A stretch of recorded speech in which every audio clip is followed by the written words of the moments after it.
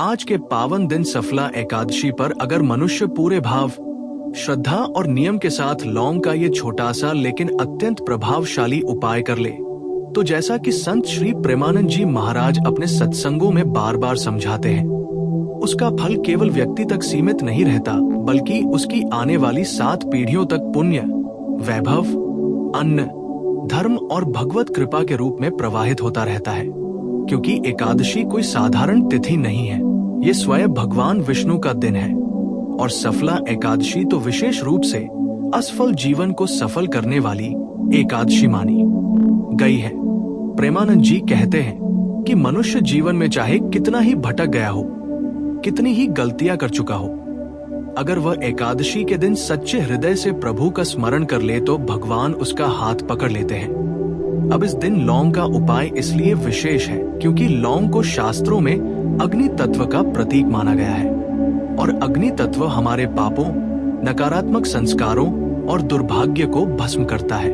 उपाय ये है कि आज के दिन प्रातः स्नान करके स्वच्छ वस्त्र धारण करें। घर में अगर संभव हो तो तुलसी के पास या भगवान विष्णु की प्रतिमा के सामने एक शांत स्थान चुने, फिर 2 लौंग लें।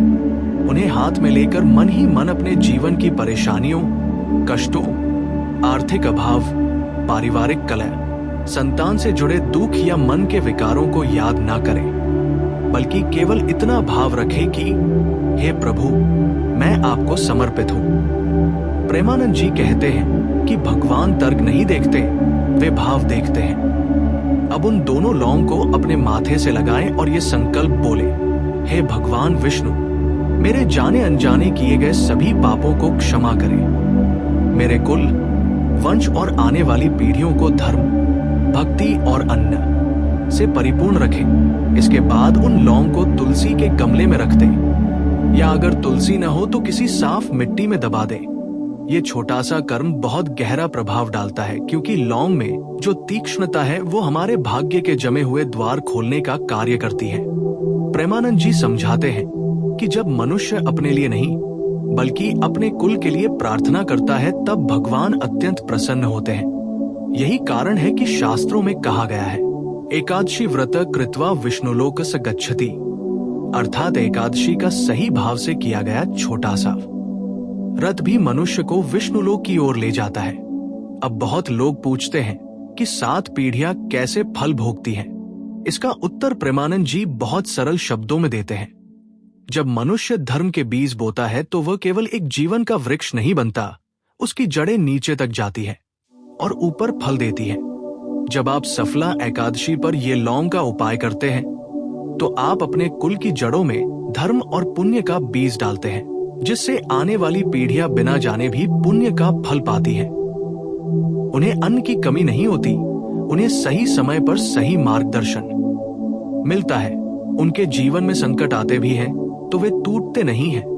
प्रेमानंद जी ये भी चेतावनी देते हैं कि इस दिन भूलकर भी अहंकार न रखें। ये न सोचे कि मैंने उपाय कर लिया, अब सब ठीक हो जाएगा, क्योंकि उपाय तभी फल देता है जब उसके साथ नम्रता हो। इस दिन मांस, मदिरा, क्रोध, झूठ और कटु वाणी से विशेष रूप से बचें, क्योंकि एकादशी केवल पेट का व्रत नहीं है, ये मन का व्रत है। अगर संभव हो तो दिन में एक बार भगवान विष्णु या नारायण का नाम जपे। नमो भगवते वासुदेवाय, ये मंत्र लौंग के उपाय को 100 गुना शक्तिशाली बना देता है।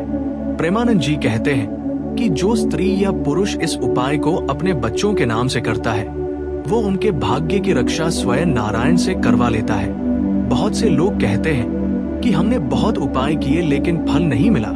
इसका कारण बताते हुए महाराज कहते हैं कि उपाय भगवान को मजबूर करने का साधन नहीं है, ये स्वयं को भगवान के चरणों में झुकाने की प्रक्रिया है। जब झुकना आ गया तो सब कुछ अपने आप मिलने लगता है। सफला एकादशी इसलिए भी विशेष है क्योंकि ये वर्ष के अंत में आती है और बीते हुए समय की असफलताओं को ढोने का अवसर देती है। लौंग का ये उपाय आपके जीवन की रुकी हुई ऊर्जा को पुनः प्रवाहित करता है, घर में सकारात्मकता लाता है, दरिद्रता के भाव को समाप्त करता है और मनुष्य को ये याद दिलाता है कि असली संपत्ति भगवान का नाम है। अंत में प्रेमानंद जी यही कहते हैं कि अगर आज के दिन आप कुछ भी ना कर सके बहुत बड़े व्रत नियम न निभा सके तो भी ये लौंग का उपाय श्रद्धा से कर ले, क्योंकि भगवान भाव के भूखे हैं, विधि के नहीं। और जब भाव सच्चा होता है तो सच में ऐसा होता है कि 7 पीढ़ियां बैठकर खाती है, क्योंकि भगवान की कृपा केवल आपके घर का दरवाजा नहीं खटखटाती, वो आपके वंश की नींव मजबूत कर देती है।